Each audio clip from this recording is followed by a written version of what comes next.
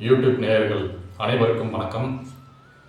முருகப்பெருமானுக்கு 6 படை வீடுகள் முன்னோர்கள் ஏற்படுத்தியிருக்காங்க அப்படின்ற தத்துவத்தை தான் இப்போ நான் விளக்கமாக உங்களுக்கு சொல்ல போகிறேன்.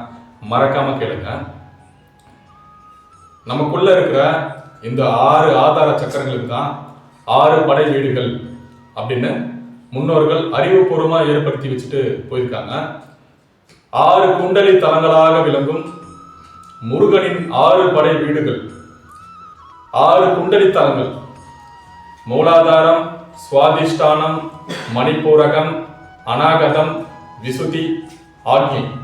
இந்த 6 ஆதார சக்கரங்களுக்கு தான் 6 படை வீடுகள் அப்படின்னு முன்னோர்கள் அறிவுபூர்வமா ஏற்படுத்தி வச்சிருக்காங்க.